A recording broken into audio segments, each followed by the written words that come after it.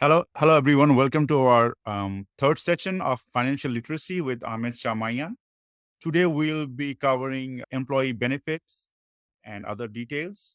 And as you know, our speaker is Ahmed Shamayan, who is a financial planner at NextGen Financial Planning Inc. It's a registered portfolio manager in Ontario. So they offer actionable investment recommendations and financial and tax planning tailored for your needs. He also runs Fire Financial Inc., helping clients through the robo advisor platform Nest Wealth. With extensive experience teaching financial planning at Seneca College and working at two of Canada's big five banks, he's here to help us navigate our financial futures. So let's get started. Thank you Tanvir ভাই। So আজকের সেশনটা হচ্ছে mainly employee benefit নিয়ে। So এই সেশনটা আমি যখন prepare করছিলাম তখন আমার মাথায় মধ্যে ৩ টা স্টোরি আসলে ঘুরপাক খাচ্ছিল। So I'll start with the stories first because this is very important for us to actually understand why it's very important aspect of the financial plan. ১ম স্টোরিটা আমার নিজের পার্সোনাল। সেটা হচ্ছে যে আমি যখন ১ম RBC তে জয়েন করি, I was very new to Canada. আমি ইন্টারন্যাশনাল স্টুডেন্ট হিসেবে আসার পরে um, I just had a job and I was very happy with that job. I didn't go through any HR document যেটা আমাদেরকে পাঠিয়েছিল। I didn't go through that details. So যেটা হয়েছে যে বেনিফিট প্যাকেজ গুলো থাকে সাধারণত ওই বেনিফিটটা আমি নিতে I waited for 6 months and that's why I lost almost over $1,000 pension amount যখন আমি জব ছেড়ে দেই। So I lost about $1,000-$1,200 pension amount. So সেটা হচ্ছে স্টোরি নাম্বার 1।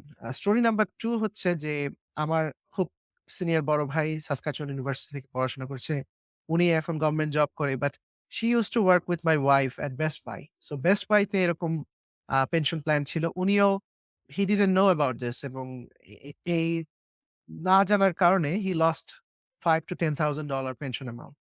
এবং থার্ড স্টোরি যেটা সেটা হচ্ছে যে আমি আমার একজন ক্লায়েন্ট এক্সিস্টিং ক্লায়েন্ট উনি উনি জানে but still he didn't take any action. So we have been talking about this for almost long, long time but he didn't feel যে যেটা বলে যে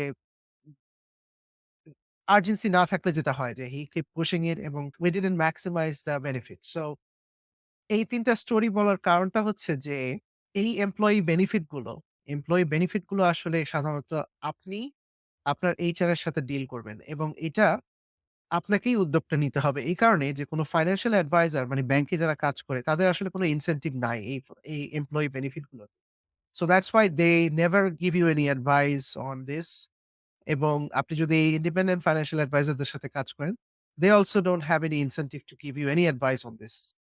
but it is very important এবং আমি আজকে সেশনটাতে এই জিনিসগুলো আমি ডিটেইলস এ যাব যাতে আপনি এই ফ্রি মানি গুলো আসলে লুজ আউট না করেন। সো যদি এখানে আমি একটু ওভারভিউ যদি বলি যে এমপ্লয়ি বেনিফিট গুলো আসলে কিরকম ওভারঅল, সেটা হচ্ছে যে ১ম এই হলো যে রিটায়ারমেন্ট রিলেটেড বেনিফিট যেগুলো আমাদের পেনশন প্ল্যান। এছাড়া কিছু আছে যে আপনার ইনসেনটিভ বেসড প্রোগ্রাম যেমন স্টক অপশন বা এই টাইপের প্রোগ্রামগুলো। কিছু প্রোগ্রাম আছে আপনার insurance related, health insurance, life insurance, disability insurance. এছাড়াও যেগুলো স্ট্যান্ডার্ড বিভিন্ন কোম্পানিতে ভ্যারি করে সেটা হচ্ছে যে প্রোডাক্ট এবং সার্ভিসের ডিসকাউন্ট যেগুলো। অ্যা তাছাড়া আপনার এখনকার যে পোস্ট কোভিড যে বেনিফিট গুলো আসছে যে রিমোট ওয়ার্ক, ভেহিকল অ্যালাউন্স এই ধরনের বেনিফিট। এছাড়াও আপনার গভর্নমেন্ট ম্যান্ডেটরি যেগুলো বেনিফিট আছে যেমন ওয়ার্কার্স কম্পেনসেশন এই টাইপের বেনিফিট গুলো আপনার এই ওভারঅল প্যাকেজের মধ্যে পড়ে। So let's start with the retirement one because this is the big one এবং আ এটাতে আসলে গভর্নমেন্টের অনেক রুলস এবং রেগুলেশন থাকে। সো আমরা সাধারণত দেখি যে এই পেনশন প্ল্যান সাধারণত মিডিয়াম সাইজ থেকে লার্জ সাইজ যে কোম্পানিগুলো আছে কানাডাতে, তারা সাধারণত এই পেনশন প্ল্যান গুলো অফার করে থাকে। সব ধরনের কোম্পানি এই পেনশন প্ল্যান কিন্তু অফার করে না। কারণ ইট টেকস a lot of মানি এবং এফোর্ট আ এই পেনশন প্ল্যান গুলোকে অ্যাডমিনিস্ট্রেট করতে এবং সাধারণত থার্ড পার্টি কোম্পানিকে বেশ ভালো হ্যান্ডসাম অ্যামাউন্ট এর পে করতে হয়। So unless you are working with some big company, you probably not gonna get pension plan like registered pension plan. So registered pension plan এইটাকে সাধারণত ২ ধরনের প্ল্যান থাকে। একটাকে বলে ডিফাইন্ড বেনিফিট এবং আরেকটাকে বলে defined contribution. So these are the 2 broad category pension plan যেটা। So um, I'll walk you through both. So what does it mean? So defined বেনিফিটটা কি? ডিফাইন্ড বেনিফিটটা হচ্ছে যে সরি আমার আ আ ডিফাইন্ড বেনিফিট প্ল্যানটা হচ্ছে যে আপনার বেনিফিটের অ্যামাউন্টটা আপনি আগের থেকেই জানতে পারবেন। সো আপনি যখন জবে ঢুকবেন, এমপ্লয়ার আপনাকে বলে দিবে যে, "দিস ইস দ্য ফর্মুলা" এবং এই ফর্মুলার বেসিসে আপনি যখন রিটায়ারমেন্টে যাবেন, তখন আপনি এই ধরনের বেনিফিট পাবেন। So it's kind of pre-determined এবং এই কারণেই এটাকে বলা হয় হলো ডিফাইন্ড বেনিফিট যে এটা বেনিফিটটা আগে থেকেই ডিফাইন করা থাকে। সো এই প্রোগ্রামগুলো দেখা যায় কোন আ এমপ্লয়ারের সাথে সাধারণত আপনি গভর্নমেন্ট যেই ইনস্টিটিউশন গুলো আছে, গভর্নমেন্ট অফ ক্যানাডা অথবা আ প্রভিন্সিয়াল গভর্নমেন্ট অথবা ইউনিভার্সিটির যে পেনশন প্ল্যান অথবা টিচার্স পেনশন প্ল্যান, আ হেলথ কেয়ার এর যে পেনশন প্ল্যান, ওমার্স এই সাধারণত সবগুলোই আপনার ডিফাইন্ড বেনিফিট পেনশন প্ল্যান। এবং এই প্ল্যানগুলোতে সাধারণত আপনার এমপ্লয়ার ফান্ডিং থাকে বেশি। কিছু প্ল্যানে আপনাকেও কন্ট্রিবিউট করতে হয় একটা পোরশন। আদার ফিচার যেই এই ডিফাইন্ড বেনিফিট এর সেটা হচ্ছে যে একটা ইনফ্লেশন প্রোটেকশন থাকে। মানেটা হচ্ছে যে ধরেন আপনি রিটায়ারমেন্ট শুরু করলেন ৳১,০০০ দিয়ে প্রত্যেক বছর এটা বাড়বে। আ তবে সব ডিফাইন্ড বেনিফিট প্ল্যান যে ইনফ্লেশন প্রোটেকশন আছে তা কিন্তু না। প্ল্যান টু প্ল্যান ভ্যারি করে। সো কোন পেনশন প্ল্যান যদি ইনফ্লেশন প্রটেক্টেড হয় তাহলে আসলে এমপ্লয়ার কে আসলে বেশি টাকা দিতে হচ্ছে আপনাকে। কারণ obviously ইনফ্লেশন যখন বেশি থাকবে আপনার রিটায়ারমেন্টের বেনিফিট এর অ্যামাউন্টটাও বেশি হবে। আর আরেকটা ফিচার এই বেনিফিট প্ল্যানের থাকে সেটা হচ্ছে যে আপনার সারভাইভাল বেনিফিট। সারভাইভাল বেনিফিটটা হচ্ছে যে কেউ যদি মারা যায়, তার যে সারভাইভিং স্পাউস থাকে সাধারণত তারা একটা পোরশন পায়। ইট স্ট্যান্ডার্ড অ্যামাউন্ট হচ্ছে 60% but it can be as high as 100%। So এইগুলা হলো সাধারণত ডিফাইন্ড বেনিফিট এর ফিচার। সো এর আমি একটা খুব যেটা আমি বলছিলাম যে ওমার্স, এমকো এরা সবাই হলো এই আ ডিফাইন্ড বেনিফিট প্ল্যানটা ম্যানেজ করে। সো সাধারণত যেটা হয় যে কোম্পানিগুলো আপনার এই থার্ড পার্টি যে ইনভেস্টমেন্ট ম্যানেজমেন্ট ফার্ম আছে তাদেরকে এই টাকাগুলো দিয়ে দেয়। প্রত্যেক মাসে কন্ট্রিবিউট করে এবং অ্যাজ অ্যান এমপ্লয়ি আপনিও কিছু কিন্তু কন্ট্রিবিউট করেন। সো আপনার টাকা এবং এমপ্লয়ারের টাকা এই, এই কোম্পানিগুলো সাধারণত ইনভেস্ট করে। এই যে ওমার্স, হোপ। সো এরা আপনাকে যখন আপনি রিটায়ারমেন্ট এ যাবেন তখন আপনাকে আবার ওই আ আপনি যখন কন্ট্রিবিউট করেছেন ওইটার মতো করেই আপনাকে ফেরত দিবে। সো আপনারা যদি ১ম সেশনটা দেখে থাকেন যে Canada pension plan, defined benefit plan actually uh Canada pension plan is actually a one type of defined benefit plan. কারণ আপনাকে ওরা বলে দিবে আগে থেকেই যে আপনি যদি এত টাকা কন্ট্রিবিউট করেন তাহলে এত টাকা আপনি রিটায়ারমেন্ট এ গিয়ে পাবেন। সো টিপিক্যালি আ বেনিফিট প্ল্যানটা এই ফর্মুলাটা দিয়ে ক্যালকুলেট হয়। নাও আমি বললাম যে টিপিক্যালি এটা একটা স্যাম্পল আ আ ফর্মুলা। সাধারণত এটার একটু ভ্যারিয়েশন থাকে। বাট আমি এখানে জেনারালাইজড করছি। কারণ হলো প্রত্যেকটা প্ল্যান আ একটু হয়তোবা সামান্য ডিফারেন্স থাকতে পারে। But in general this will be your formula for the defined benefit plan. So আমি যদি একজনের কথা ধরি যে যার কিনা একজন ২৫ বছর ধরে কাজ করে কথার কথা ধরে ধরেন যে টরন্টো ট্রানজিট কমিশন টিটিসি তে কাজ করে একজন ভদ্রলোক। উনি বাস ড্রাইভার ছিল ২৫ বছর। So he paid into that pension plan for 25 years. Now তার এভারেজ আর্নিংস সাধারণত এই এভারেজ আর্নিংস এর ডেফিনিশনটাও আপনার প্ল্যান টু প্ল্যান ভ্যারি করে। কিছু প্ল্যানে থাকে যে বেস্ট ৫ ইয়ার্স, কিছু প্ল্যানে থাকে যে লাস্ট ৫ ইয়ার্স, কিছু প্ল্যানে থাকে লাস্ট ৩ ইয়ার্স। সো আমরা যখন ক্লায়েন্টের সাথে বসি তখন আমরা তাদের আ যে পেনশনের যে ডকুমেন্ট সেটা আমরা চাই। ওখানে আমাদেরকে বলে দেওয়া থাকে যে how it is defined. So এইখানে এই ভদ্রলোকের দেখা যাচ্ছে যে $১,০০,০০০ ছিল তার এভারেজ আর্নিংস। এবং তারপরে একটা মাল্টিপ্লায়ার ফ্যাক্টর থাকে। এটা 2% ইউজুয়ালি হয়। Uh it can it can be around that 2%। So ২৫ বছর যদি কেউ কাজ করে টাইমস 100,000 টাইমস 2% তার মানেটা হচ্ছে যে উনি যখন পেনশন কালেক্ট করা শুরু করবে রিটায়ারমেন্টে, he will get $50,000 every year for rest of his life. So defined benefit এর একটা গুরুত্বপূর্ণ বিষয় হচ্ছে যে আপনি যতদিন বেঁচে থাকবেন আপনি ওই টাকাটা পাবেন। আমাদের দেশে ঠিক অনেকটা প্রভিডেন্ট ফান্ড এর মতো অনেকটা জিনিসটা যেটাকে বলে ভাতা আ যেটা বলে। এরপরে আপনার ডিফাইন্ড বেনিফিট এ সো এতক্ষণ পর্যন্ত কি কোন কোয়েশ্চেন আছে তানভীর ভাই? আম আপনি যদি একটু চ্যাট বা আপনার কোন কোয়েশ্চেন থাকলে আমাকে জানায়েন Tanvir. And I'm just checking the chat, see if there's any, no, nobody here. But আচ্ছা, so yeah, আপনার এই defined contribution versus defined benefit benefit আমি এটা আসতেছি, যখন আসতেছি। করবেন তখন I'll have some questions. আর আচ্ছা, ওকে। সো ডিফাইন্ড বেনিফিট এর একটা এটা একটা এক্সাম্পল। আপনি এখানে আমি একটা লেকহেড ইউনিভার্সিটির যে পেনশন প্ল্যান ডিবি প্লাস ওখানে যেরকম দেখাচ্ছে যে আপনি যদি ফুল টাইম প্রফেসর হন তাহলে you are contributing 6.5% of your earnings এবং এমপ্লয়ার আপনার 8.05% এবং কন্ট্রাকচুয়াল লেকচারার যারা তারা হচ্ছে 7.9%। সো এই যে 14% যেটা সেটা হচ্ছে আপনার ইনভেস্ট হচ্ছে on behalf of you. So যারা কলেজে কাজ করে আমাদের অনেক ভাই বোনরা কলেজে এখানে প্রফেসর তারাও এরকম প্ল্যানের থাকতে পারে যদি কন্ট্রাকচুয়াল হয়। But you have to look at. So this is an example of how the pension amount works. So এই এক্সাম্পলটা uh I wrote an article on Global Mail about 8 months ago. So তখন এরকম pension plan নিয়ে আমাদেরকে কাজ করতে হয়। So it's an example of that.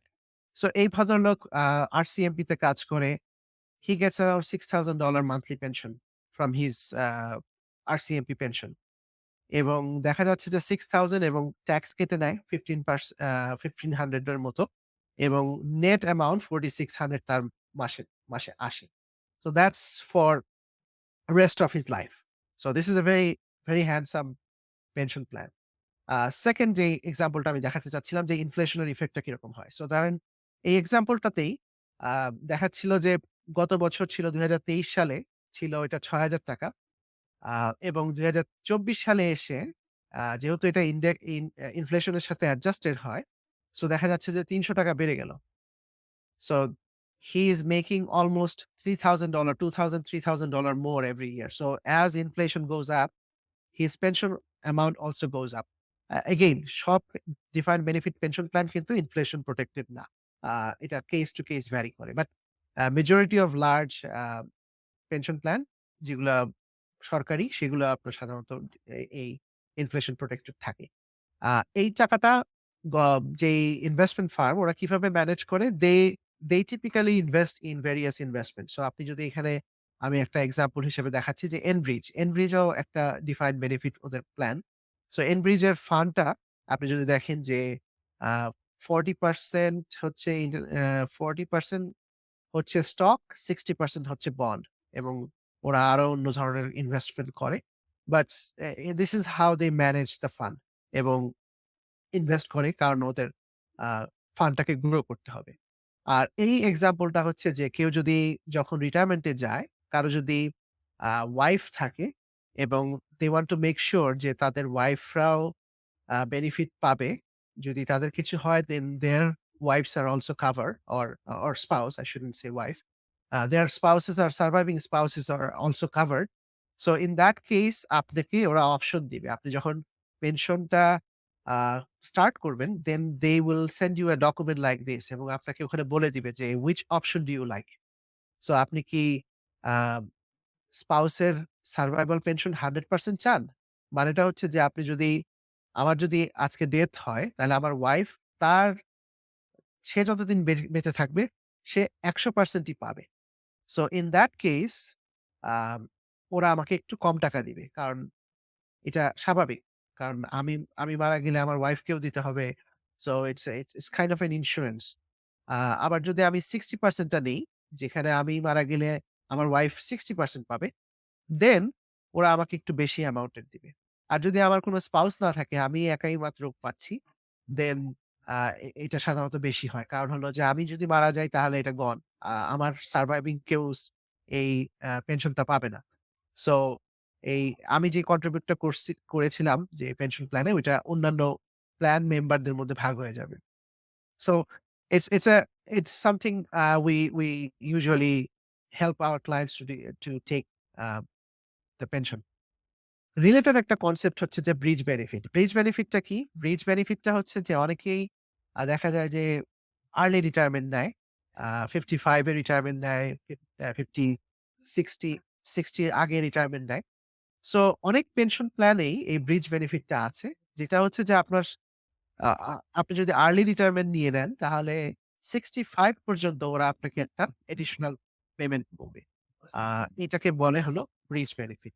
So এটার এক্সাম্পল একটা যে ওমার্স এই কাজটা করে। আ ওমার্স হচ্ছে যে অন্টারিও মিউনিসিপ্যালিটি এমপ্লয়ার্স আ সামথিং আমি ভুলে গেলাম পুরা এক্সাক্ট। বাট ওমার্স এর পেনশন প্ল্যানটা আপনার এরকম যে এখানে এক্সাম্পল হিসেবে দেখাচ্ছে যে আ বেসিক পেনশন যেটা লাইফ টাইম পেনশন সেটা হচ্ছে যে আপনার ৳৫৮,০০০ বাট এডিশনালি ওরা ৳১৮,০০০ দিবে আপনার এই আ ৬৫ হওয়ার আগ পর্যন্ত। ৬৫ হয়ে গেলেই আপনার ওই ব্রিজ বেনিফিটটা স্টপ হয়ে যায়। দ্যা আইডিয়া ইস যে ৬৫ হলে আপনার সিপিপি থাকবে, ওল্ড এজ সিকিউরিটি থাকবে। That's why they don't give the bridge benefit anymore after you turn 65. So that's the whole concept. A pension buyback আরেকটা রিলেটেড কনসেপ্ট সেটা হচ্ছে যে আপনার অনেক সময় দেখা যায় যে আ ম্যাটারনিটি লিভে থাকে কেউ অথবা হয়তোবা প্ল্যান জয়েন করতে একটু লেট হয়ে গেছে। অনেক পার্ট-টাইম পেশাব থাকে। আ দে they sign up for the pension plan a little bit later. So they can buy back those years. So যে ২৫ বছরের কথা বলেছিলাম এক্সাম্পলটা। তো কেউ যদি এরকম ২০ বছর থাকে, they can buy back some more years. So ধরেন কথার কথা যদি আমি ২ বছরের পেনশন বাই ব্যাক করি তাহলে instead of 25 I'll be using 27 in the benefit formula. So আমার বেনিফিটের অ্যামাউন্টটা বেশি আসবে। আ এই বাইব্যাক এর জন্য আবার আমাকে কিছু টাকা দিতে হবে ওই পেনশনটা কেনার জন্য। So it's advance concept but I just wanted to touch base. আ আরেকটা রিলেটেড কনসেপ্ট এবং এটাই আমি I don't wanna go that technical. সেটা হচ্ছে যে আনরিডিউসড পেনশন। অনেক সময় অনেক পেনশন প্ল্যানে থাকে যে যদি আর্লি রিটায়ারমেন্ট নিয়ে নেন তাহলে ওরা আপনাকে পেনাল্টি করবে। যে আপনাকে হয়তোবা ফুল পেনশন অ্যামাউন্ট দিবে না। So we have to look at the individual plan. Some plan এ থাকে যে ৬৫ সরি 55 ইয়ার্স মিনিমাম। আবার কিছু প্ল্যানে থাকে যে 30 years of service. So each individual plan is different. So if you have one of those and you are thinking about early retirement, talk to a financial planner. They can help you determine what would be the ideal solution for you. আ এখন আসি যে defined contribution plan যেটা হচ্ছে যে তানভীর ভাই আমাকে বলল। So question হতে পারে যে why some people have defined contribution এবং some people have defined benefit. So defined বেনিফিটটা ছিল হলো আপনার আ ২০০৭-৮ সালের আগ পর্যন্ত সব মেক্সিমাম বড় প্ল্যান মানে বড় এমপ্লয়ারদের প্ল্যান গুলো ছিল সাধারণত ডিফাইন্ড বেনিফিট। সো ২০০৭-৮ এর ফাইন্যান্সিয়াল ক্রাইসিস এর পরে দেখা গেল যে যেহেতু স্টক মার্কেট প্রায় 30, 40, 50% ড্রপ করেছিল। সো এমপ্লয়ারদেরকে আসলে অনেক আম ফাইন্যান্সিয়াল লস এর মধ্যে পড়তে হয়েছিল। যে কারণ হলো যে এমপ্লয়াররা আসলে যেহেতু আগে থেকেই বলে দিছে যে "You will get this much pension." So by rule uh তাদেরকে আসলে ওই পরিমাণ টাকা পরবর্তীতে এড করতে হয়েছে। Otherwise they couldn't meet that uh যে প্রমিস। ওরা যে প্রমিসটা করেছিল যে আমি তোমাকে $৩০,০০০ $৪০,০০০ পেনশন দিব। So they had to come up with new money to fund those benefit. ২০০৮ সালের পর থেকে যেটা হলো যে কোম্পানিগুলো দেখতে থাকলো যে আচ্ছা আম ডিফাইন্ড বেনিফিট আসলে খুব costly. Why don't we set up defined contribution আগেও ছিল but it starts to get popular after the 0708 financial crisis. So এই কারণে আপনারা দেখবেন যারা আপনারা অনেকেই বড় ব্যাংকে কাজ করেন। আমি জানি যেমন আরবিসিতে আপনার ২০১২ সালের আগে যারা ছিল এমপ্লয়ি তারা আসলে আগের পেনশন প্ল্যানে ছিল এবং ২০১২ সালের পরে যারা জয়েন করেছে তারা ডিফাইন্ড কন্ট্রিবিউশন প্ল্যানে আ তাদের পেনশনটা। So That's why the employers switched from defined benefit to defined contribution because defined contribution এ হচ্ছে যে ওরা আপনাকে জাস্ট টাকা দিয়ে দিবে। আ আপনি ধরেন কথার কথা আপনার যদি $১,০০,০০০ ইনকাম হয়, they will give you 6%. ধরেন আপনি 6% কন্ট্রিবিউট করছেন এবং ওরা আপনাকে 6% কন্ট্রিবিউশন ম্যাচ করবে। এবং এরপরে আ ওই 6% এর কি হলো they don't care. সো এই আপনার 6% এবং এমপ্লয়ারের 6% এই 12% ইনভেস্ট এবং এটা ভবিষ্যতে কি পারফরম্যান্স করলো? They have no headache. So that's why the employers are switching from defined benefit to defined contribution. So defined কন্ট্রিবিউশনটা খুবই সিম্পল। আপনি একটা ১ম এ এরকম এমপ্লয়ারের আ সাধারণত ইন্সুরেন্স কোম্পানির সাথে হয়। সান লাইফ, ম্যানুলাইফ, কানাডা লাইফ এই ধরনের বড়, বড় ইন্সুরেন্স কোম্পানির সাথে হয়। সো আপনি ধরেন 5% কন্ট্রিবিউট করলেন আপনার ইনভেস্টমেন্টে। আ ওরা আপনার সাথে 5% ম্যাচ করল। ওরা আপনাকে একটা ইনভেস্টমেন্ট চয়েস দিয়ে দিবে। এবং ওই চয়েসের পরে আপনি সিলেক্ট করে দিবেন যে আপনি এই ফান্ডে আপনি ইনভেস্ট করতে চান। এবং আপনার পেরোল থেকে আপনার প্রতি পেচেক থেকে অটোমেটিক্যালি এই ইনভেস্টমেন্ট এ চলে যাবে। So that's basically the defined contribution. সমস্যাগুলো কোথায় ডিফাইন্ড কন্ট্রিবিউশন এ যে এটা আসলে কোনো গ্যারান্টি নাই। আপনি এই টাকাটা আপনার কতটুকু হবে, রিটায়ারমেন্ট এ গিয়ে কি অবস্থায় হবে, ইট হ্যাজ নো গ্যারান্টি। এবং আপনার পারফরম্যান্স টোটালি ডিপেন্ড করবে হচ্ছে যে আপনার স্টক মার্কেটের পারফরম্যান্স এর উপরে বা আপনি যে ইনভেস্টমেন্টটা করছেন তার উপরে। এবং এটার কোনো ব্রিজ বেনিফিট নাই অথবা কোনো ইনফ্লেশন প্রোটেকশন নাই। So whatever uh gain you make in the stock market that's what you get. So that's basically the idea of defined contribution. এটা সাধারণত মানি পারচেজ প্ল্যান নামেও পরিচিত। সো এখন আসি যে আ এক্সাম্পল হিসাবে এটা একটা এক্সাম্পল আমি দেখাচ্ছি আপনাকে। আম সরি।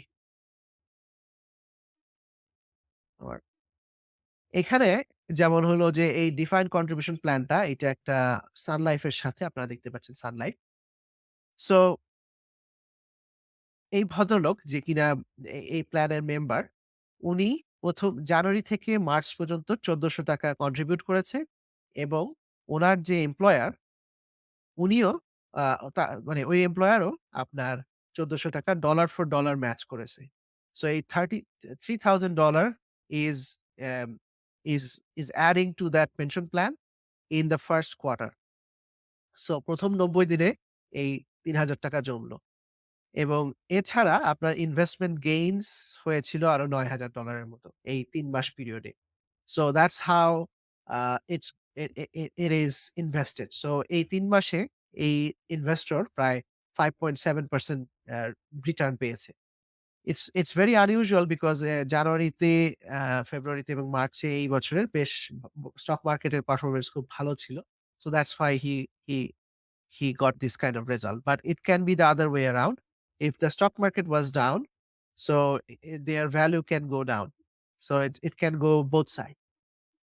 এখন তানভীর ভাইয়ের কোয়েশ্চেন আমি ফেরত আসছি যে ডিফাইন্ড কন্ট্রিবিউশন নিয়ে তানভীর ভাই কোয়েশ্চেন করেছিলেন। আ ওই কোয়েশ্চেনটা নেওয়ার আগে আমি লাস্ট একটা যেটা যে আপনি যখন এই ধরনের ডিফাইন্ড কন্ট্রিবিউশন প্ল্যানে সাইন আপ করবেন আপনার কোম্পানির সাথে, ইন্সুরেন্স কোম্পানি সাধারণত আপনাকে একটা লিস্ট অফ চয়েস দিবে যে আপনাকে এই কয়টা ১০ টা ১২ টা ফান্ডের মধ্যে ইনভেস্ট করার জন্য। সো আপনি সাধারণত থাকে যে অনেক পপুলার হলো যে টার্গেট ডেট ফান্ড গুলো। মানে হচ্ছে যে ধরেন 2050 রিটায়ারমেন্ট ফান্ড। হ্যাঁ? এই ধরনের ফান্ড আপনি দেখবেন যে এভেইলেবল। এছাড়াও আপনাকে কিছু ইন্ডেক্স ফান্ডের অপশন দেওয়া হবে। যেমন এই ভদ্রলোকের ক্ষেত্রে দেখা যাচ্ছে যে money market fund, US equity fund, global equity fund এই ধরনের ইনভেস্টমেন্ট চয়েস দেওয়া হয়েছিল। So you get a limited choice of investment in the defined contribution plan. Tanvir ভাই আপনার কোয়েশ্চেন সেটা ছিল।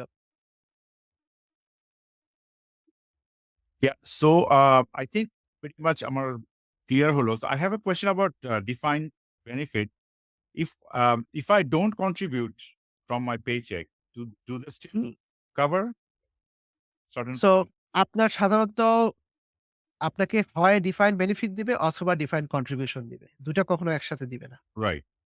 So সো এটা ডিপেন্ড করে কিছু প্ল্যানে সাধারণত সবগুলো প্ল্যানেই আপনাকে ওরা কিছু পরিমাণ কন্ট্রিবিউট করতে বলবে ডিফাইন্ড বেনিফিট এ। আচ্ছা, আচ্ছা। So আমি হ্যাঁ, যদি opt out করি then I won't get the defined benefit like at all. আপনি অপ্ট আউট করলে হ্যাঁ, না, আপনি যদি পেনশন প্ল্যানে মেম্বার না হন then you get nothing. Oh, okay, okay. আপনাকে অপ্ট ইন করতে হবে। So the difference is defined benefit এ আপনার guaranteed একটা পেনশনের একটা amount থাকবে। And right, no matter what you're gonna get that. Defined right. contribution is all based on stock performance. Market. হ্যাঁ, হ্যাঁ, এক্সাক্টলি।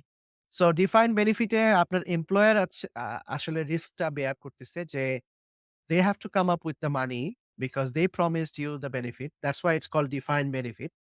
আর ডিফাইন্ড কন্ট্রিবিউশন এ হচ্ছে যে ওরা আপনাকে ডিফাইন করে দিবে যে আপনাকে এত টাকা কন্ট্রিবিউট করবে। এরপরে কি হবে? That's none of their business. That's why it's called defined contribution. So, আচ্ছা। for the employer, it's obviously better to have defined contribution. For Uh, employer's perspective, like, yes.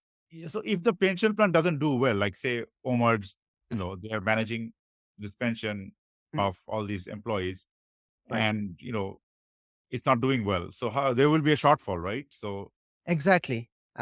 ওই একটা স্লাইডের মধ্যে আপনি দেখেছিলেন যে funding ratio. I didn't want to go that detail. right, basically প্রত্যেকটা pension প্ল্যানের একটা ফান্ডিং রেশিও থাকে। So when we advise client, we look at the funding ratio.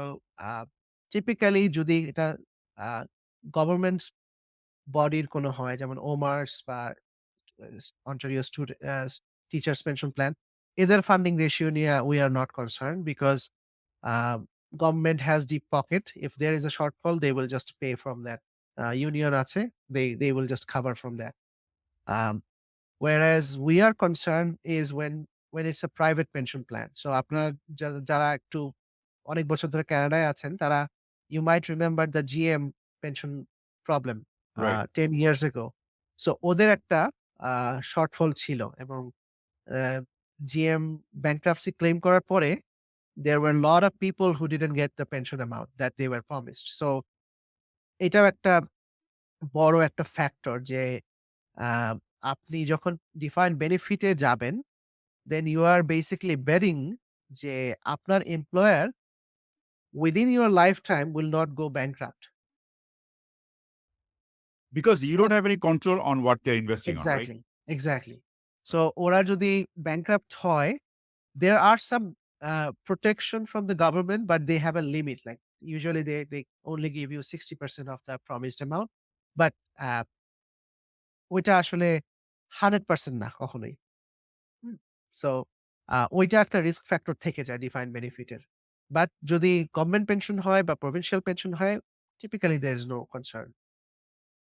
So bottom so line হলো সরকারি হলে no চিন্তা, হ্যাঁ, বেসরকারি হলে একটু do your একটু research. Concern but big banks সাধারণত যারা পুরাতন প্ল্যানে they big banks are well capitalized. Also I don't see bulletproof. any problem. Okay. হ্যাঁ। বাট ওই আরকি মানে বলা আসলে মুশকিল। কে কখন জিএমও তো বড় ছিল। আ Right. সো জেনারেল মোটরসও বড় ছিল। এখন ফাইন্যান্সিয়াল ক্রাইসিস যখন আসে তখন তো আসলে their share price goes down, their financial they don't have cash. So আসলে বলা মুশকিল। কারণ ওভার দ্যা 30 নেক্সট 30-40 ইয়ার্স এ কি হবে এটা আসলে বলা খুবই মুশকিল। So is there any rule like যে একটা কোম্পানি এত বড় হলে they have to have option of defined contribution or defined benefit or আমার মনে হয় না এরকম কোন রুল নাই। আমি আমি at least I could be wrong, but আমার জানা মতে এরকম কোন রুল নাই। আম No, not that I think so of. it's totally discretional It's the totally company. discretionary based on the company's policy. So দেখা যায় যে আ সাধারণত যেটা হয়েছে যে গভর্নমেন্ট যে এন্টিটি গুলো আছে, গভর্নমেন্টের যে অফিসগুলো বা ইউনিভার্সিটির যে পেনশন প্ল্যান, তারা আসলে সবসময় ডিফাইন্ড বেনিফিট এ অভ্যস্ত। So they cannot just switch back to the defined contribution because it will be unpopular among their member. এবং যদি মেম্বারদের মধ্যে আনপপুলার হয় তাহলে সাধারণত তারা বেস্ট ট্যালেন্ট অ্যাট্রাক্ট করতে পারবে না। So that's why they offer this kind of. আর গভর্নমেন্টের তো আসলে deep pocket. They can afford to lose a lot of money. So They can print more money, so no, not an issue. they So so ঠিক আছে। আরেকটা related concept হচ্ছে যে এই পেনশন প্ল্যানে যখন আপনার কোন টাকা জমা হয়, এইটা আপনার আরআরএসপির যে 18% কন্ট্রিবিউশন রুল সেটার সাথে আসলে অ্যাডজাস্ট হয়। সো 2nd এপিসোডে আমরা একটা কনসেপ্ট এক্সপ্লেইন করেছিলাম যে আপনার আরআরএসপি কন্ট্রিবিউশন রুম হচ্ছে যে আপনার আগের বছরের 18%। সো কেউ যদি $1,00,000 ইনকাম করে থাকে আগের বছর তার ৳18,000 আরআরএসপির রুম জেনারেট হয়। কিন্তু যদি কেউ এই ধরনের পেনশন প্ল্যানের মেম্বার হয়, তাহলে পেনশন প্ল্যানে যে টাকাটা যায়, সেটা আসলে এই আরআরএসপি থেকে কমে যায়। আরআরএসপির যে ওই 18,000 থেকে কমে যায়।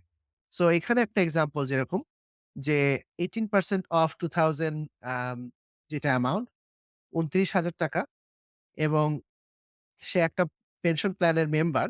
সো সে ওখানে ৳23,000 জমা দিয়েছিল। So that's why it his her RRSP contribution room got reduced.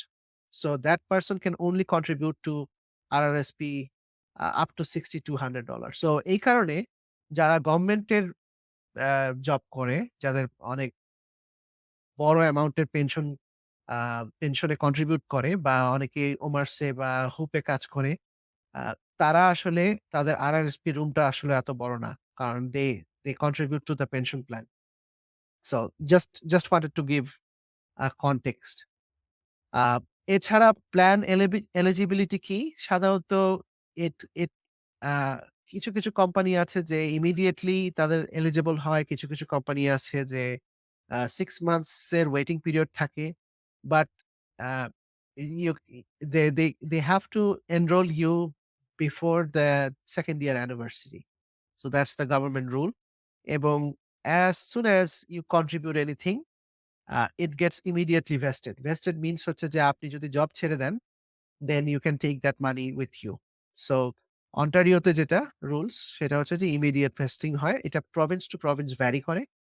R part time যারা এমপ্লয়ি তাদের ক্ষেত্রে রুলসটা একটু স্লাইটলি ডিফারেন্ট হতে পারে। সো এই পেনশন প্ল্যান গুলো আরআরএসপির সাথে খুবই রিলেটেড।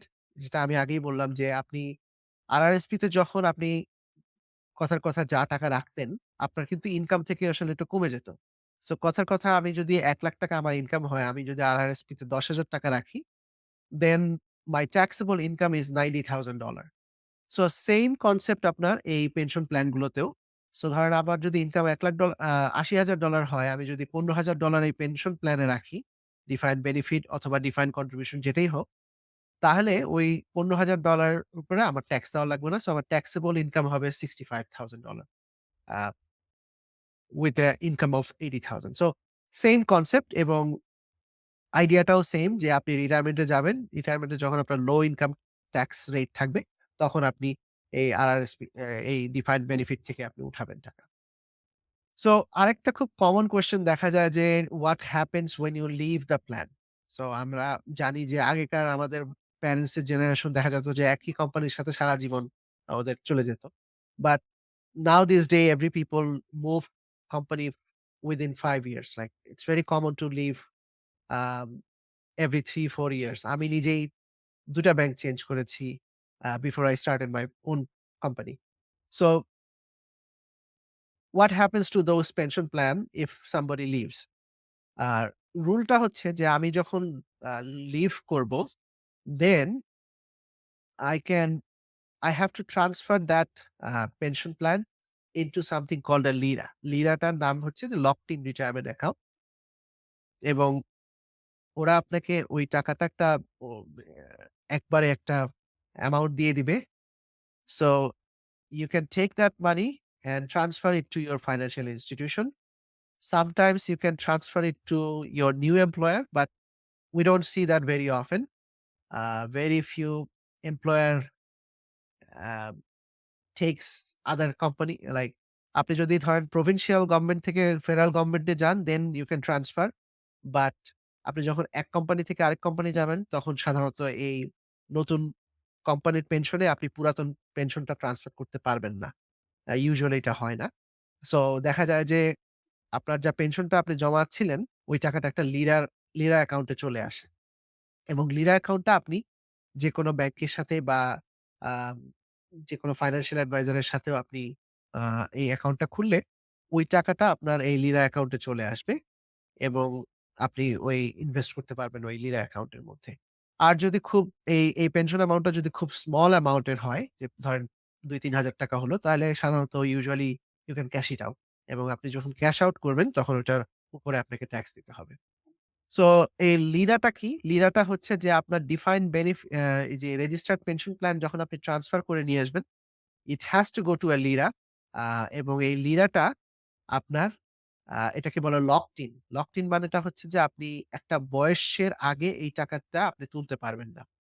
সো এটা প্রভিন্স টু প্রভিন্স ভ্যারি করে। বাট অন্টারিওতে আপনি ৫৫ বছরের আগে ওই লিরার টাকাটা আপনি উঠাতে পারবেন না। Um unless there are some certain exception. So exception কিছু আছে ৪-৫ টা এক্সেপশন এর মধ্যে মেডিকেল রিজন বা ফাইন্যান্সিয়াল হার্ডশিপ বা ডেথ, এই ধরনের রিজন ছাড়া আ আপনি ওই টাকাটা উইথড্র করতে পারবেন না। আ আপনি এই লিরাটায় সব ধরনের ইনভেস্টমেন্ট করতে পারবেন। যে এই ধরনের ইনভেস্টমেন্ট আপনি টিএফএস, আরআরএস তে করতে পারেন। You can do the same thing in a locked in RRS LIRA. আর লিরা যখন আপনার ৭১ বছর হয়ে যায়, that turns into something called LIF or a life income fund. So অনেকটা আরআরএসপির মতোই। সো এটা একটা এক্সাম্পল। আ এই এক্সাম্পলটা হচ্ছে যে একজন ভদ্রলোক আ জব ছেড়ে দিছে। তো তার এইচআর থেকে এই ডকুমেন্টটা পাঠানো হয়েছে। সো এই ডকুমেন্টের মধ্যে আপনার লেখা থাকবে যে what is your choice. So maximum টাইমই দেখা যায় যে সাধারণত অপশন 1 হয় যে এই লকড ইন রিটায়ারমেন্ট অ্যাকাউন্টে আসলে লিরা অ্যাকাউন্টে আসলে ট্রান্সফার হয়ে যায়। হ্যাঁ? আ 3rd একটা অপশন থাকে যে আপনি হয়তোবা মাসে পেনশন নিতে পারেন। বাট এই অপশনটা সাধারণত কেউ নিতে চায় না। কারণ সবাই আসলে ক্যাশটা হাতে চায়। আ ওই ডেফার্ড পেনশনটা এত কম অ্যামাউন্ট এর থাকে যে আসলে ওটা কেউ নিতে চায় না। Anyway, so a for the time, because we are running late, we just want to skip this portion. If anybody has questions, so I can answer. But the next topic is equity-based compensation. Equity-based compensation টা হচ্ছে যে incentive টাইপের plan যেগুলো আপনার কোম্পানিগুলো দিয়ে থাকে। এই ধরনের প্ল্যানগুলো সাধারণত গ্রোথ কোম্পানি, যেগুলা টেক কোম্পানিতে অনেক থাকে। আ হাই লেভেল এক্সিকিউটিভদের জন্য এই ধরনের প্ল্যানগুলো থাকে। যারা সেলস কমিশন বেসড কাজ করে তাদের জন্য এই ধরনের জিনিসগুলো থাকে। So first incentive type plan হচ্ছে যে ইপিএসপি, এমপ্লয়ি প্রফিট শেয়ারিং প্ল্যান। এটা খুবই একটা স্ট্যান্ডার্ড প্ল্যান যে কোম্পানির যদি নেট প্রফিট আসে, they will distribute some of the profit among its employees. So uh এটা ট্যাক্সেবল বেনিফিট। এটা আপনার T4 এর মধ্যে আপনাকে ওরা দিয়ে দিবে, এবং আ আপনাকে হয়তোবা বছরের শেষে আপনাকে একটা বোনাস বা ওই টাইপের একটা জিনিস দিয়ে দিবে। 2nd যেটা, আ সেটা হচ্ছে যে ডেফার্ড প্রফিট শেয়ারিং প্ল্যান। এইটা অনেকটা ইপিএসপির মতোই। But a deferred profit sharing প্ল্যানটা সাধারণত একটা ডিপিএসপি অ্যাকাউন্টে যায়। এইটাতে যা টাকা যাবে, it works very similar to RRSP. So আমার একটা ক্লায়েন্ট আছে যে প্রত্যেক বছর তার প্রায় $২০,০০০ এর মতো ডিপিএসপি পায়। সো আ উনি একটা one of the largest big ব্যাংকে কাজ করে। So she gets $20,000 that goes into so উনারকে আসলে ওরা দেয় হচ্ছে যে $২০,০০০ এর আ স্টক দেয়। সো ওই কথার কথা ধরেন যে ব্যাংক A এর স্টক দেয়। সো $২০,০০০ ওই অ্যাকাউন্টে যায়, এবং এটা সাধারণত একটা লক ইন পিরিয়ড থাকে। এই যেটা ভেস্টিং স্কেডিউল বলে। ২ বছরের ভেস্টিং স্কেডিউল। সো ওই ২ বছরের আগে আম আপনি এটা তুলতে পারবেন না। আ এবং আপনি যদি ২ বছরের আগে কোম্পানি ছেড়ে দেন, then you lose that DPSP.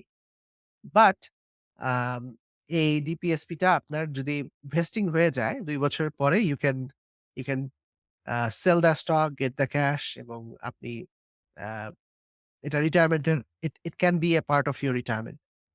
এবং আপনি যদি জব ছেড়ে দেন, এবং আপনার যদি স্টক গুলো বা আপনার যেই আ ইনভেস্টমেন্ট গুলো যদি ভেস্টেড হয়ে থাকে, দেন আপনি এটা আপনার পার্সোনাল আরআরএসপি তে ট্রান্সফার করতে পারবেন। আপনি যখন জব ছেড়ে, হ্যাঁ?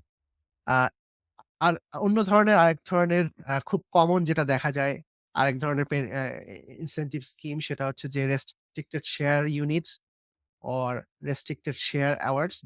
Those two are very similar. But এই ধরনের প্রোগ্রামগুলোতে সাধারণত দেখা যায় যে আপনাকে বছর শেষে একটা যে বোনাসটা দিবে, বোনাসটা আসলে ওরা একটা স্টক হিসেবে দেয় এবং এইটা আপনার ফুললি ট্যাক্সেবল বেনিফিট। এইটার উপর আপনাকে ট্যাক্স দিতে হবে এবং সাধারণত এটার একটা ২ বছরের ভেস্টিং পিরিয়ড থাকে similar to the DPSP. The basic difference between RSU, RSA এবং ডিপিএসপির মধ্যে হচ্ছে যে ডিপিএসপিটা হচ্ছে আপনার ওই আরআরএসপির মতো কাজ করে। আপনি যা রাখবেন ওটার জন্য আপনি ডিডাকশন পাবেন ওই বছরে। whereas আরএসইউ বা আরএসএ এই ২ টা আপনার কোন ডিডাকশন এর কিছু নাই। এটা আপনার রেগুলার বেনিফিট হিসেবে কাউন্ট হবে। আমি একটু টেকনিক্যাল এ চলে যাচ্ছি বেশি। আমি বেশি টেকনিক্যাল এ যেতে চাচ্ছি না। But um some of you might be a commission based employee. আমি যেমন সিআইবিসি তে যখন ছিলাম তখন I used to get this as a commission based employee. So this is part of your incentive plan. হ্যাঁ? আরেকটা ধরনের দেখা যায় যেটা হচ্ছে যে আপনার স্টক অপশন। সো এইটা সাধারণত টেক কোম্পানিতে দেখা যায় যে স্টক অপশন থাকে। যে very similar to the RSA, RSU but uh পার্থক্যটা হচ্ছে যে এখানে আ আপনাকে শেয়ারটাকে কিনে নিতে হয়। একটা there is something called a strike price এবং ওই কিছু টাকা আপনাকে দিয়ে ওই শেয়ারটা কিনতে হয়। But very similar to RSU, RSA. It can be very technical এবং very complicated, so I don't want to go that details. But stock option is also taxable income. So আপনাকে যদি কোন কোম্পানি স্টক অপশন দিচ্ছে 20,000, 30,000, 40,000 that's fully taxable এবং আপনার যখন এটা grant হবে সেই বছরে আপনাকে ট্যাক্স দিতে হবে। আর লাস্ট হলো আরেকটা যেটা ইনসেনটিভ বেসড প্রোগ্রাম গুলোর মধ্যে সেটা হচ্ছে যে এমপ্লয়ি শেয়ার পারচেজ প্ল্যান। এটা ভেরি সিমিলার এটা হলো অনেকটা আপনার পেরোলের সাথে আপনি আ যদি কোন পাবলিকলি ট্রেডেড কোম্পানিতে কাজ করেন, তাহলে আপনি ওদের শেয়ার কিনতে পারবেন এবং you can buy that share for 10%, 15% discount or 5% discount. So আপনি ধরেন আ রয়্যাল ব্যাংকে কাজ করেন। রয়্যাল ব্যাংকের শেয়ারের দাম ৳১০০ এখন। বাট আপনি যদি ইএসপিপি প্ল্যানে থাকেন, তাহলে হয়তোবা আপনাকে ৳৯৫ দিয়ে আপনি ৳১০০ শেয়ার কিনতে পারতেছেন। So that's how the ESPP plan works. Uh সাধারণত ছোট কোম্পানি যেগুলো গ্রোথ কোম্পানি, টেক কোম্পানি এই ধরনের প্ল্যান গুলো দিয়ে থাকে। আমার ওয়াইফ যখন বেস্ট বায়তে ছিল দেন she used to get this ESPP plan. Uh, so this is some of the example of equity based incentive plan. Any question, Tanvir bhai, before I move to the next topic? Oh, we have more topics, so I thought we were almost done. So, no, I think so. RSA versus what was the second one? Employee stock options, right? Right. So, you think you explained that. Uh, so stock options, you have to put in some money, and so you can get it at a discounted rate or something. The stock. না, stock অপশনটা হচ্ছে ধরেন আ একটা bank, কথার কথা ধরেন যে টিডি ব্যাংকের শেয়ারের দাম এখন ৳১০। আর হচ্ছে যে আ আপনি একজন এক্সিকিউটিভ, ধরেন আপনি সিইও বা সিএফও টাইপের সি লেভেল পজিশনে কাজ করেন। So you might be able to the company may give you some sort of incentive যে আপনাকে ওরা হয়তোবা অপশন দিবে যে, "Hey, we're gonna give you 100 100 shares, but you have to pay us $2 for each." So আপনি $2 করে দিচ্ছেন 100 শেয়ারের জন্য, but you can as soon as you exercise it, you can sell it for $10. So আপনি Oh, ওই $8 এর gain পাচ্ছেন। so basically, you're getting at a discounted rate. কথা হ্যাঁ, ওটা বলতে পারেন। কারণ আর আপনি RSA তে হলো আপনি ওরা চকটা দিয়ে পু দিচ্ছে ডিরেক্টলি। ইউ পুরা আর নট পুরা $10 ই আপনাকে দিয়ে কন্ট্রিবিউটিং দিবে। এনিথিং। হ্যাঁ, এক্সাক্টলি। Right, right. হ্যাঁ, so that's how. Um, the next topic is the insurance plan. So অনেকেই আমরা যারা ইন্সুরেন্স বড় পেনশন প্ল্যান গুলোতে আছি। So basically Usually we have access to Sun Life, Manulife এই ধরনের ইন্সুরেন্স কোম্পানিগুলোর সাথে ওরা গ্রুপ পলিসি বলে এগুলাকে, গ্রুপ ইন্সুরেন্স বলে। সো এখানে আপনি দেখা যাবে যে বেসিক এবং অপশনাল লাইফ ইন্সুরেন্স থাকে। এছাড়াও ডিসেবিলিটি ইন্সুরেন্স থাকে, ক্রিটিক্যাল ইলনেস থাকে। আ সাপ্লিমেন্টারি মেডিকেল প্ল্যান থাকে, যে প্রেসক্রিপশন ড্রাগ থাকে, ডেন্টাল প্ল্যান থাকে। সো আপনার যখন HR থেকে আপনাকে ডকুমেন্ট পাঠায়, যখন আপনি জয়েন করেন, মেক সিউর যে আপনি এই প্ল্যান গুলো আপনি একটু আ স্টাডি করছেন। কারণ আম অনেক সময় দেখা যায় যে you are so excited with the new job, you just click, click, click, click, click and you don't even know what you are signing up for. So that's very common এবং এমনও আমি দেখেছি যে client was not a smoker but because he clicked, he put smoker on the plant tool. So it completely changes all the pricing and everything. So make sure you take some time and go through it. Unfortunately, আপনার ব্যাংকের financial অ্যাডভাইজারদের আসলে এই expertise নাই। Plus ওদের আসলে কোনো incentive নাই যে আপনাকে এই জিনিসগুলো নিয়ে ওয়াক থ্রু করবে। আ এছাড়াও আরেক ধরনের প্ল্যান আছে health spending account, personal spending account. So make sure you are taking benefit of all of those. আপনার পোর্টালে গেলে আপনি দেখতে পারবেন যে what you are paying for. So this is in this example, somebody had a basic life insurance of $129,000 plus this person also bought 8 times that amount. So basic life insurance, he's gonna get 130 plus he's gonna get another 1,030,000 because he purchased optional. এবং এছাড়াও spousal life insurance তারপরে আম অনেক ধরনের extra insurance he bought. So that person is paying from the payroll. So every paycheck থেকে এটার যে প্রিমিয়ামটা আছে um, he pays for it.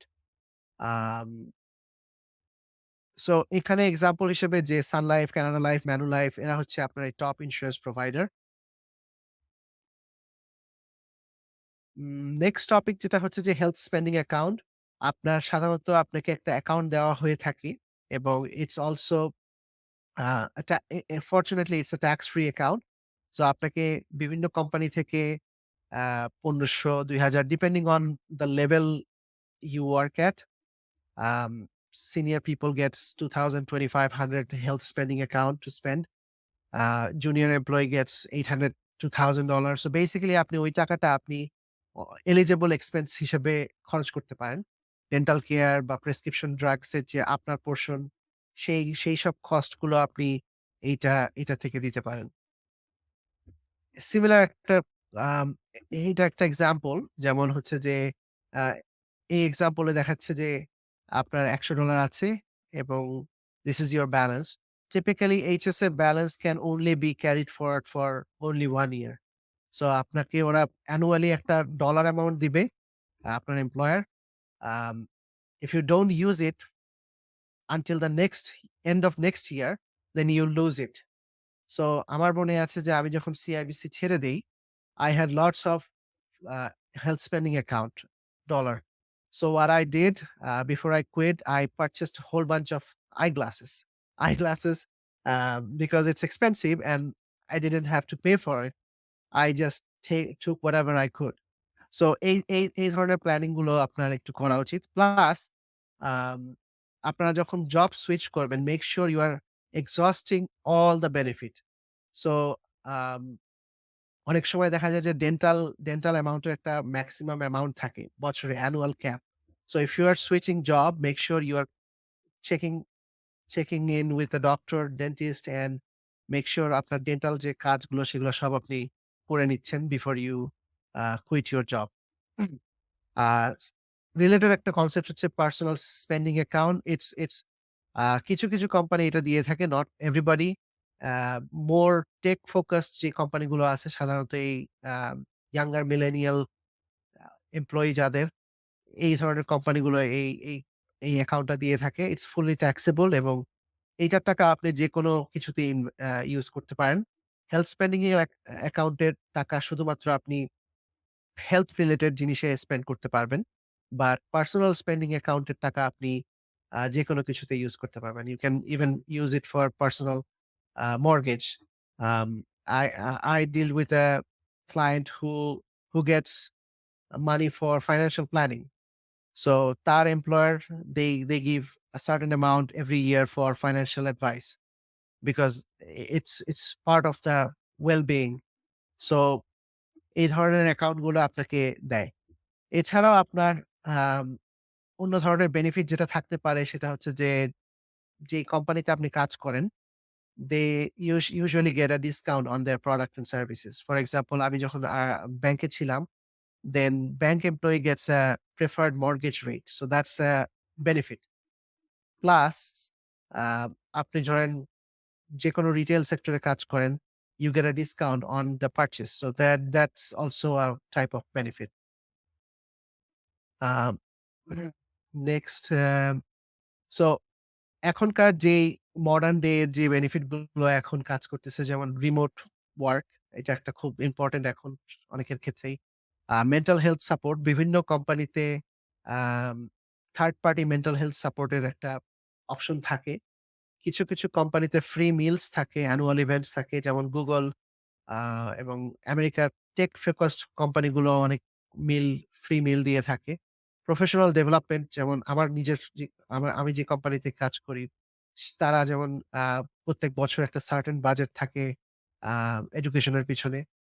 দেন অনেক কোম্পানিতে আবার চাইল্ড কেয়ার অ্যাসিস্ট্যান্স ও থাকে। So it all goes into the work benefit in the modern এরা। এছাড়া কিছু ম্যান্ডেটরি বেনিফিট থাকে যেগুলো আপনাকে দিতেই হবে because it's required by the government. So those are like যেমন আপনি যদি সার্টেন সেক্টরে কাজ করেন, আ ট্রেডস এ কাজ করেন, then your employer has to buy workplace safety insurance. So যদি কিছু হয়, then you get covered by the insurance company. এছাড়াও ইআই, যেটা আপনার ফেডারাল বেনিফিট।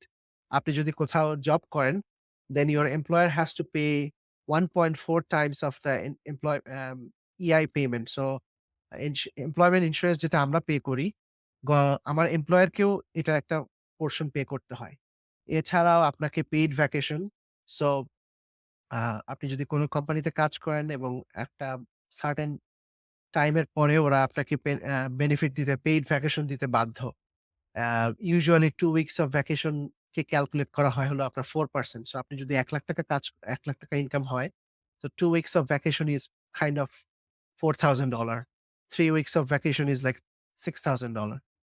এছাড়াও আপনার গভর্নমেন্টকে আপনার সিপিপি কন্ট্রিবিউট করে। আ সিপিপির একটা পোরশন থাকে এমপ্লয়ির, একটা পোরশন থাকে এমপ্লয়ারের। সো এমপ্লয়ারের পোরশনটাও আসলে আপনার জন্য বেনিফিট। আর এছাড়া মিনিমাম ওয়েজ তো আছেই। বিভিন্ন প্রভিন্সে ইটস a রিকোয়ার্ড ল যে আপনার আ মিনিমাম ওয়েজ দিতেই হবে। আর লাস্ট যেটা, যে অনেক কোম্পানিতে আপনার আ কনভেনিয়েন্স এর কারণে আপনাকে গ্রুপ টিএফএসএ অথবা গ্রুপ আরআরএসপি দিয়ে থাকে। সো গ্রুপ আরআরএসপি নিয়ে আমরা লাস্ট এপিসোডে কথা বলেছি। So I didn't wanted to go that deep. But কিছু কোম্পানিতে আপনার গ্রুপ টিএফএসএ অফার করে। পার্ট অফ আপনার অন্যান্য প্ল্যান। গ্রুপ টিএফএসএ তে যদি সাধারণত কোনো কোম্পানি ম্যাচ করে না। So it's actually a trap. It's actually a trap by the insurance company. Insurance company চায় যে আ আপনি ওদের সাথে TFSA টা রাখেন। But it's actually not a good idea to keep your TFSA with them.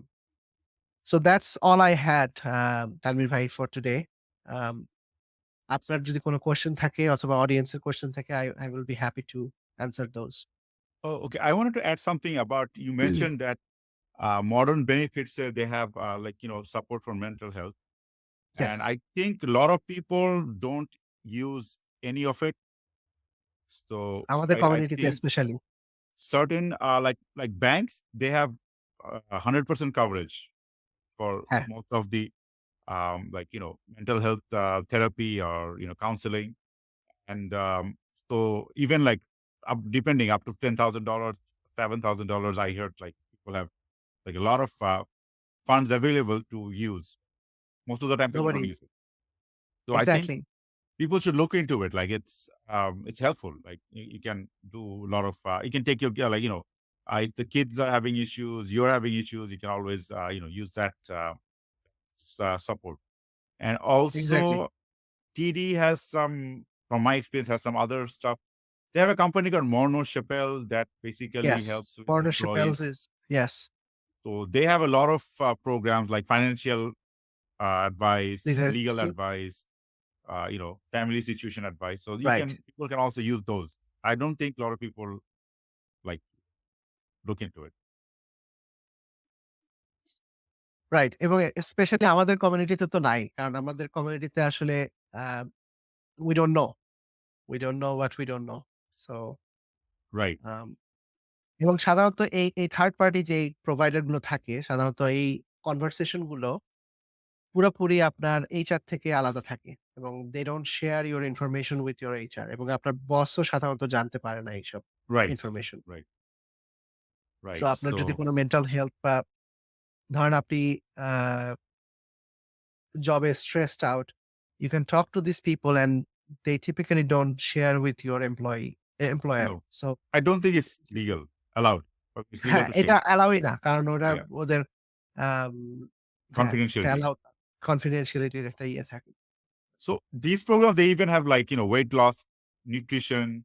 So there's a lot হ্যাঁ, of other options. So normal হ্যাঁ, ওই সব আসলে সবগুলো কোম্পানিতে আ থাকে না। আপনি ধরেন টেকে কাজ করেন। Tech has lots of benefits because tech কোম্পানিগুলো আসলে প্রফিটেবল যেহেতু এবং they compete for talent. So they have to offer lots of great benefits. Otherwise, you know, they can't compete with Google or Microsoft. no, but আমাদের বাঙালিরা তো অনেক টেকে কাজ করে। So I guess I think হ্যাঁ, কিন্তু somebody আসলে অনেক should take advantage of it. ইঞ্জিনিয়াররা দেয় না। জানেই না আসলে। সো I hope যে এই সেশনটা এট লিস্ট কিছু মানুষের হেল্প হবে। Right. আর আ ইন্সুরেন্স এর ব্যাপারটা আমি খুব কুইকলি গিয়েছি এখানে। আম সেটা হচ্ছে যে গ্রুপ ইন্সুরেন্স ইস আ ইউজুয়ালি আ গ্রুপ পলিসি।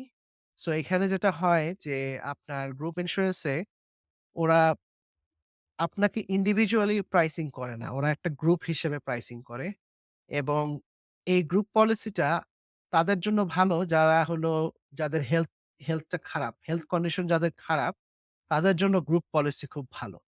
কিন্তু যদি আপনার হেলথ কন্ডিশন ভালো হয়, আপনি যদি ইন্ডিভিজুয়ালি কাভারড হতে পারেন, then it's better to get individual policy directly from an insurance company. So ধরেন গ্রুপ পলিসিটা Manulife থেকে নেওয়া। সো ওরা যে আপনাকে প্রাইসিং টা করবে, আপনি যদি এটা সরাসরি Manulife থেকে নেন, আপনার যদি হেলথ কন্ডিশন ভালো হয়, then you get a better deal সরাসরি নিলে। কারণ হচ্ছে যে সরাসরি আপনি যখন নিবেন তখন দ্যাটস কল্ড ফুললি আন্ডাররিটেন পলিসি এবং ওরা আপনার মেডিকেল-টেডিকেল কোয়েশ্চেনিয়ার আগে থেকেই ওরা আপনাকে জিজ্ঞেস করে নিবে। whereas আপনি যখন গ্রুপে থাকেন they can't ask you that detail. So they typically ask you some basic question, but they cannot take blood sample or anything like that. So ওরা যেটা করে যে ওরা আপনাকে একটা বাল্ক রেটে প্রাইসিং টা করে এবং often time যদি আপনার আ হেলথ কন্ডিশন যদি ভালো হয়, যে বাল্ক রেটের যে প্রাইসিং টা করলো ওইটা আপনার খারাপ হয়। আপনার জন্য আসলে খারাপ হয়। 2nd যে গ্রুপ ইন্সুরেন্স এর আরেকটা সমস্যা যেটা হলো যে আপনি যখন জব সুইচ করবেন, দেন it stops এবং until you get a new policy, there is no insurance coverage for you. So that's a big problem. এটা পোর্টেবল না। আপনি ধরেন আজকে TD ব্যাংক থেকে RBC তে যাচ্ছেন, আম until you start and get group policy from TD, there might be some lag period where you are not covered. Third যেটা যে আপনার আম অনেক সময় আপনি এমন কোম্পানি থেকে আরেকটা কোম্পানিতে যাচ্ছেন যারা ওই পলিসিটাই অফার করে না। সো তখন একটা প্রবলেম হয়ে যায় যে ইউ আর নট কাভারড এনিমোর।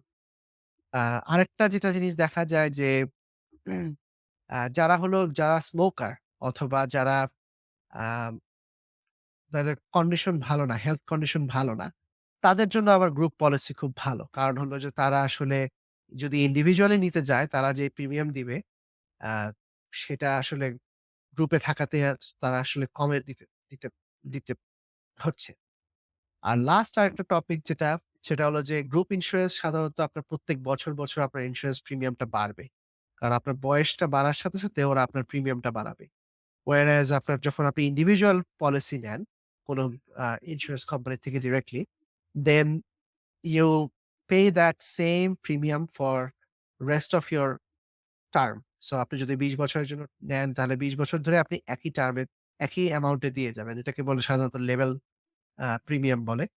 তো those are some of the things that you should talk to your financial advisor. So আপনার ফাইন্যান্সিয়াল অ্যাডভাইজার এর সাথে আপনি কথা বললে they can review this stuff.